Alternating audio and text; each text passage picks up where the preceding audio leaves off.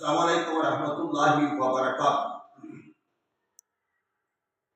ये जो आज मैंने पढ़ी माउहिल्ला लिगैरिल्लाहि बिही, इसके साथ अल मुनखानिकतु वल मौकूज़तु वल मुतरद्दियतु वल नतीहतु।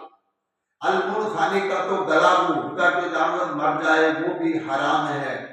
वल मौकूज़तु जिसको यानी कि तेज धार आला ना हो, जिस तरह डंडे के साथ किसी को मार देना, लाठ के साथ मार देना जिससे खून ना निकले, और उसको कहते हैं मौकूजा।